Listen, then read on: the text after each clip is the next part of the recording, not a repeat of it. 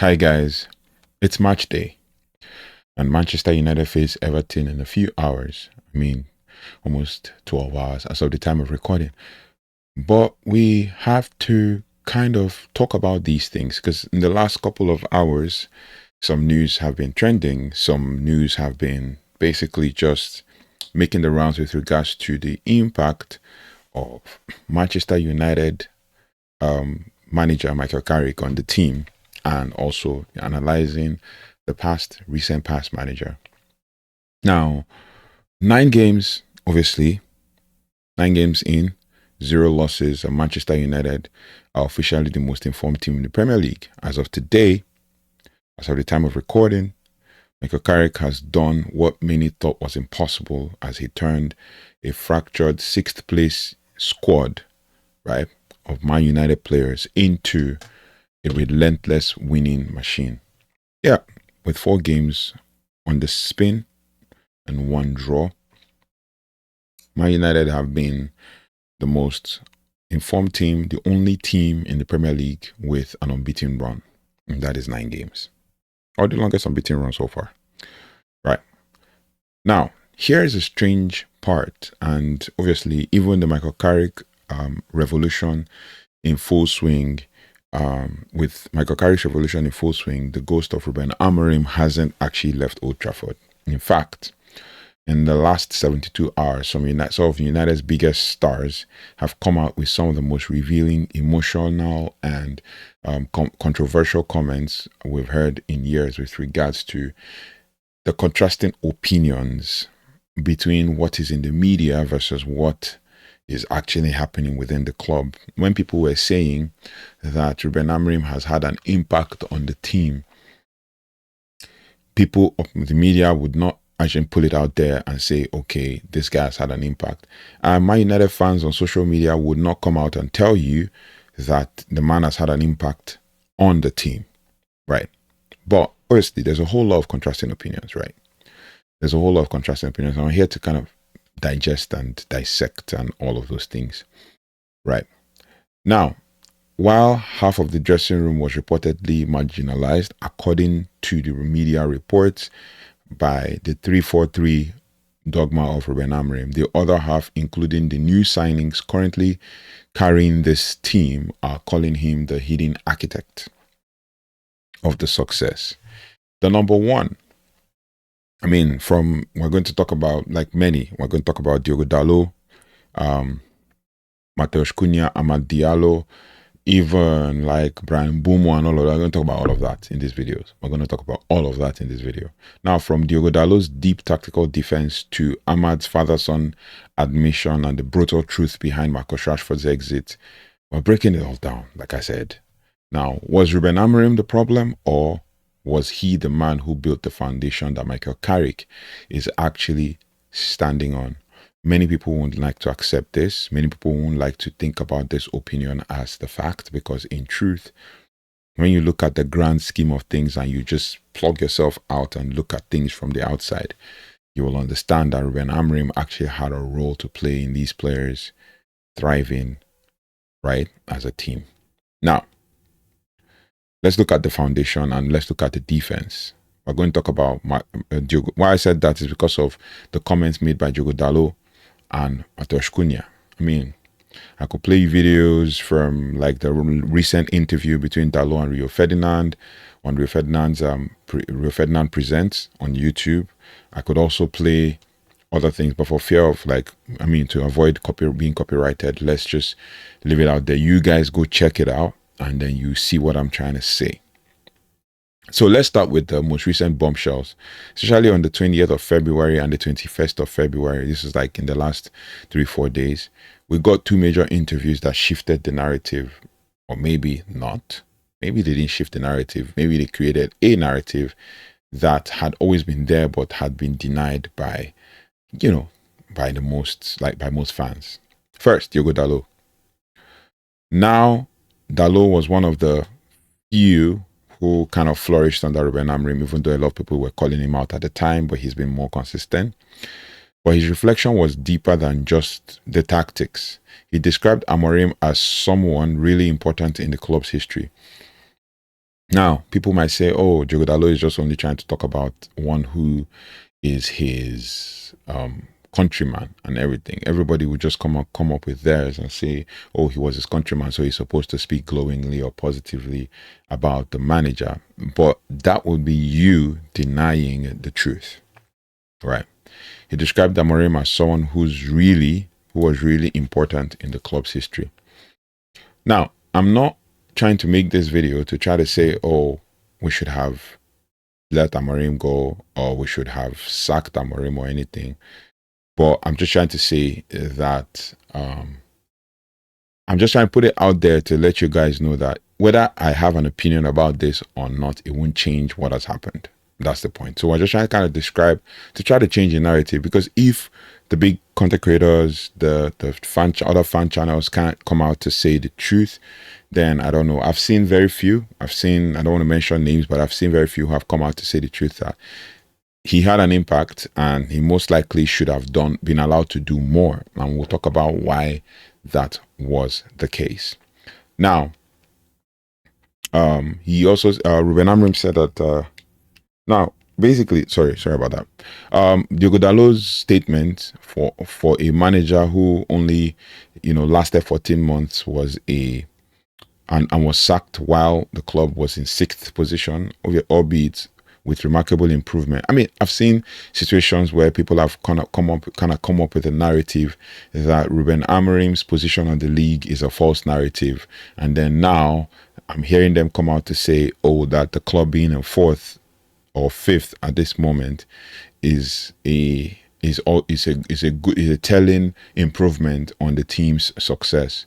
But then during Amorim's era, I've heard like the guys who are supposed to be knowledgeable on this matter, more knowledgeable on this matter, say that the table is a false position. They were in a false position in the table, especially when we brought out the stats about the XGs and the shots and the goals and everything.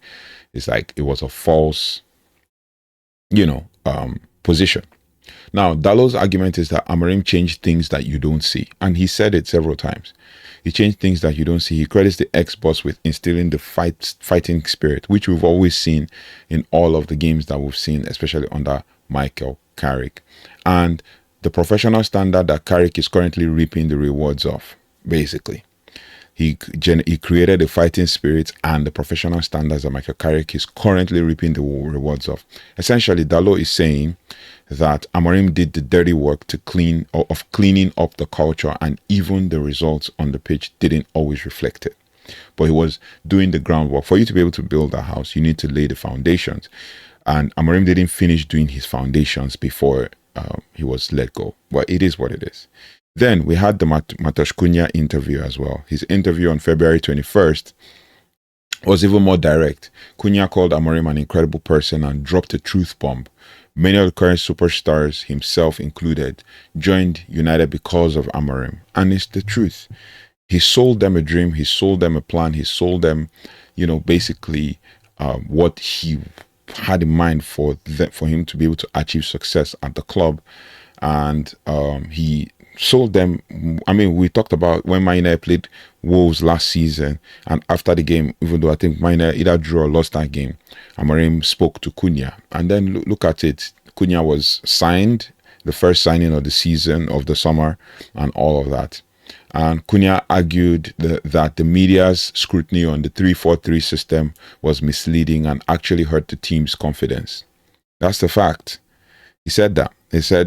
He argued that the media scrutiny on the 3-4-3 system was misleading and actually hurt the team's confidence. According to Cunha, United's current success is a big part due to Ruben's influence. And another comment he made is that there is no difference in how we defend now compared to how it was under Ruben Amorim, because obviously we're defending in the same way, right? So it all boils down to, what impact has Michael Carrick actually had in the team? Is it a manager bounce? Is it a situation of, what has been built before, or is it reaping the fruits of what has been built by Ruben Amorim or anything like that? These are the questions that we also need to be asking. Now, we're going to talk about now with Cunha's comments and with Dalot's comment. What do you guys think? Because in truth, Amorim has done something that these players are actually seen, and it's because of him that these players actually signed. So, what do you guys think? Now, we're going to talk about the father-son bond that Amad and Mbeumo have had under Ruben Amorim. Now, Amad, basically, if you want to truly know, who loved Amorim, you look at the wingers. Amad Diallo's tribute when Amorim was sacked on January 5th was heartbreaking, right? He described their relationship almost like a father and son. Amorim gave Amad the visibility and the proper guidance. You think about what Amad was going through under Erik ten Hag, who wasn't, Amad came through under Ole Gunnar Solskjaer, but under Erik ten Hag, Amad could not flourish. Amad could not get playing time. Amad was being put on the bench when we visibly needed wingers. And then Amorim came and showed how versatile Amad could be. Amad played as a right 10, left 10, as a right wing back, right? And at some point as a right forward, in depending on the structure of the formation that we saw. But everybody was solely focused on the formation. What was the new thing that everybody was excited about this 3-4-3 system and how it was going to be, became the bane of Amorim's existence at the club. Now, Amorim gave Amad the visibility and the proper guidance that 3 previous managers failed to provide, as I mentioned. Even under Carrick, Amad is playing with a fearless, decisive edge that he explicitly credits to the trust Amorim placed in him during those dark months of late 2024. Right now, we look at also other times when Amad has played under Amorim versus Amad under Carrick. The question is, has Amad flourished really under Carrick? Has he been able to give those outputs? It remains to be seen, because there's around 12 more games to go to actually determine, okay, that Amad has actually thrived under this manager and how many goals he scored. We're going to compare that. We're going to do a season analysis and everything. But as of 2024, compared to, when Amad came through under Ruben Amorim and really flourished, you could tell that Amorim had an impact in Amad's life and gave him the visibility that was necessary for him to succeed. And then there's the Bryan Mbeumo one, the Bryan Mbeumo situation. Back in December, when the fans were calling for Amorim's head, Mbeumo was the one telling Sky Sports that the players needed to take responsibility. He refused to let the manager be the scapegoat, because obviously, like I said, there's the scapegoat mentality going on at the club, and many people don't want to admit it. Many people don't want to admit it at all. Now, for players like Amad, Mbeumo, and Cunha, Amorim wasn't a tactical failure at all. He was a mentor to them. They saw a man who was willing to die on his tactical hill to protect his principles. But as we know, not everyone in the dressing room felt that warmth. And we're going to talk about the ones that didn't feel the warmth. But the truth is, even the fans were not patient enough to let the man, do the job, because everybody wanted the result now. They wanted everything. They wanted him to succeed now by all means possible. We needed to win on the pitch. And somebody might come out to say, oh, what is this guy saying? Amorim the results were not showing the impact of the manager. It was just kind of like he was doing what he needed to do, but then the results were not showing on the pitch, forgetting that there were some things going on in the back end. But it is what it is. Now, for the dark side and basically the marginalization and the tensions going on at the club during Amorim's time, when we go into a deep dive, like when we go into analyzing these things, it won't be a deep dive if we don't look at the fallout, because everybody would think, oh, this guy is trying to support Amorim and stuff. No, we have to also look at the fallout that happened. So to be a deep dive, we have to look at the Amorim fallout. For every player who saw him as a father figure, there was another one who saw him as a wall. The biggest casualty was Marcus Rashford. At least into the 2024-25 season, the relationship didn't just cool, it froze. Reports of a major falling out led to Rashford being marginalized and eventually sent on the shock loan to Aston Villa and eventually Barcelona. For a local legend like Marcus Rashford to be pushed out, the tension must have been seismic. Then you have the Kobe Manu situation. That Kobe Manu situation was the one that really broke my heart, because the truth is, there was no tension between Kobe Manu and Ruben Amorim, but the media started to push the narrative that Kobe Manu needed to be on this team. We are not saying that Kobe Manu has not been a good player. We're not saying that Kobe Manu is not a good player. We're only saying that Kobe Manu needed time. Kobe Manu needed to actually learn. Kobe Manu needed to be grounded in this team to be able to flourish in the team. Because let's not forget that Kobe Manu had a lot of playing time last season. The season, as in the 24-25 season, where he was injured for the most part, but whenever he came back, Amorim also played him in different positions, trying to get him to actually thrive. You know, when Amorim came in November, we saw the training videos. That was like, you know, a situation where Amorim was trying to train this guy to actually like work with him on the pitch and everything. People come across on social media stating that, oh, Amorim doesn't take training himself, he stands aside. But they forget the first training that happened, the way everybody was glowing loud about him, saying that he's been taking training. The video is up on my channel, like from last year. Just check from November 2024. You see that, you know, there was the video that was making the runs that Ruben Amorim was training with the team and telling them that they have to run like mad dogs and everything in between, and, you know, working out patterns of play and working specifically with one-on-ones with Kobe Manu.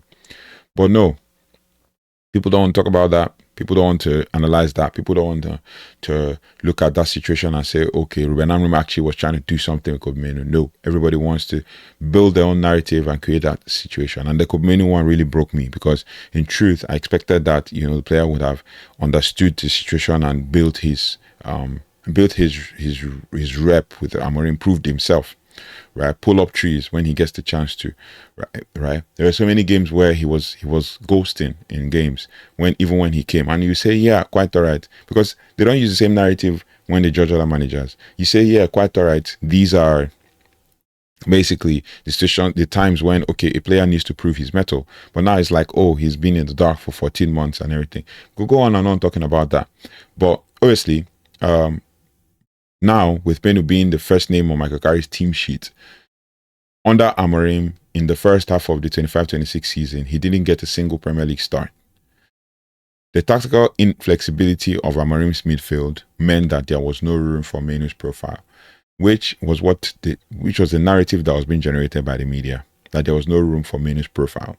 But when you look at the grand scheme of things, Manu actually had to actually play, especially maybe in the time when Bruno got injured against Aston Villa. That would have been Manu's time to actually come and prove his mettle, because at the end of the day, he will still play beside Casemiro. And right now, in the midfield too, he's still playing beside Casemiro. So, it is what it is. Now, we can't also forget, because we can talk about Manu all day long. But what I'm going to do is probably save a video to analyze Manu's season, maybe at the end of the season or something. Just kind of work on something. I'll probably work on the thumbnail now, and then start building my research document to just kind of come up with something for Kobe Manu. We also cannot forget the training ground confrontation with Lisandro Martinez. Licha felt fit, and that's the key word, felt. It felt fit. Amorim felt he didn't fit the structural profile for that specific week, and it led to a bust-up that defined the divide in the dressing room. And that also broke me when I saw that, because in truth, I think I saw it on The Athletic, and in truth, I expected Licha Martinez to actually understand the manager and basically try to continue that leadership, leading from the front and not confronting the person who is supposedly a leader in the team, or who is your manager, confronting him. Kobe Manu has had a bust-up with him, I heard. And then now I'm hearing that Licha Martinez had a bust-up with him, a training ground confrontation. And that would actually create a divide in the dressing room. And if Amorim is having an issue with Lisandro Martinez and Kobe Manu and who else, anybody, it would be blown out of proportion in the media, and everybody will take it to the next level when it comes to that. So it blew up, and it defined the dressing room. And it also broke my heart to see that Licha, who is supposed to be a leader in this team, is having a bust up with a manager. Now, Manuel Ugarte. this was the most confusing one, basically, for most fans. Anyway, they were incredible. These guys were incredible together at Sporting. Yeah, there was still so many other players who were incredible under Ruben Amorim at Sporting also, but Amorim singled him out in a public criticism. Like, everybody gets public criticisms one way or another at some point. People might say, "Oh, he threw him under the bus and everything." He's someone that he's worked with several times, but there were incredible times these guys had together at Sporting. But at United, Amorim singled him out for a public criticism after the Europa League final loss, from star pupil to kind of backup role in less than a year. And in truth, Manuel Ugarte was still not pulling trees as well. We expected Manuel Ugarte to thrive under him when Ruben Amorim joined, but he still wasn't pulling trees. But this is the duality of Ruben Amorim. He would build you up into a superstar if you fit into his 3-4-3 system. Now, many other players who are thriving well, if you look at Sporting Lisbon right now, they are thriving really well, despite the fact that they're no longer playing that 3-4-3 system. They're playing the 4-2-3-1 system under a different manager. But the foundations that Ruben Amorim has set, the winning mentality that these guys have set, that Amorim has instilled in these players, has led them to the position that they are in the league. Not many people are gonna like that, but that's the fact and that's the truth. And you'll be denying it if you don't see it. You'll be denying it to yourself if you don't understand that the impact that this manager has had on these players. Then we also have to talk about Michael Carrick, the Carrick harvest. Basically, that's what I'm going to tag this segment of the video, right? So where are we now? As of today, February 23rd, 2026, which is match day, United are on a 9-game unbeaten run. Half of this run is basically under Ruben Amorim. Michael Carrick has reverted to a more flexible system. He has reintegrated Kobe Mainoo into the squad. He has brought a feel-good factor back at Old Trafford. But when you look at the fighting spirit, as Dalot mentioned, or the professional standard as Cunha praised, you start to see that maybe Amorim wasn't a total failure at this team. That's the fact. He was the hard reset that we needed, considering how we've been going through a managerial merry-go-round. He cleared out the players who didn't want to run. He brought in a high-level recruitment like Šeško and Mbeumo and Cunha, and he forced the club to look at the structural flaws. That's the fact. You have Dogu playing really well right now. People are saying, "Oh, Dogu is thriving really well under Michael Carrick." You forget that Dogu was thriving really well under Ruben Amorim. Remember his bang off a goal against Newcastle? Thriving really well under Ruben Amorim. Remember when Patrick Dogu first came, Amorim played him against Leicester City or thereabout as right wing forward because I think we had a lot of injuries at the time, and he played Dogu as right wing forward. The journalists hounded him, and they said, "Why are you playing a player that you signed to be a left wing back as a right wing forward? Why are you playing him out of position?" It's the same Patrick Dogu that played as a right wing forward under Ruben Amorim against Newcastle, and also as a left wing forward or left wing back, as the case may be, depending on how you see it, under Michael Carrick. He has played as a left 10, left forward, right 10, right forward, right wing back, left wing back, under both managers, and he has thrived. So what does that tell you? That even the Dogu that he brought in and he tried has thrived as well, barring the fact, let's not excuse the fact that he's got an injury right now. But when he was available, he was always doing well. But people were criticizing him for not crossing, for not putting crosses in and all that. Is that Amorim's fault that the players not crossing? Is Amorim telling the players to drop back and not cross or stuff? But these are the things you have to look at, right? Good players that we signed in, right? Even Aiden Heaven that came on as, £1 million signing, even though Amorim was not like, okay, let's get it now. But we still wanted to build a future with a player like that, right? Now, Carrick is the genius for the tactical, or for his is according to the media, is a genius for his tactical adaptability, but he's actually driving a car that Amorim spent 14 months building in the garage. And it's the fact. You might want to deny it, but that's a fact. Anyway, don't want to take too much of your time. Let's kind of wrap this up. Now, here's my final take on this whole situation. History usually remember the man who lifts the trophy. Am I not going to win the trophy this season? I highly doubt that. But not the man who has cleared the path. And obviously, Michael Carrick might be enjoying the winning streak and everything. The next manager might also be enjoying, the fruits of Ruben Amorim's hard work. But the fact is, nobody remembers who cleared the path. Everybody's going to remember who is winning the trophy. But with United stars still speaking so glowingly about Ruben Amorim in February 2026, it's clear that his impact was more than just the 1-1 draw that that got him sacked, or the explosive press conference that even the Man United website did not upload on his last press conference and all of that. So it is what it is. I want to hear from you guys. We just talked a whole lot about a whole lot of things, but I want to hear from you guys. Looking at this 9-game unbeaten run under Michael Carrick, do you view Amorim as the hidden architect of this run, or basically as a hidden architect who kind of set the standards, or was he the tactical obstacle that was holding these players back? Let me know your thoughts and feelings in the comment section. We can always build more and can always have conversations. And specifically on Marcus Rashford, now that he's at Barcelona, do you think that Ruben Amorim was right to move him on, or was that the biggest mistake of his tenure?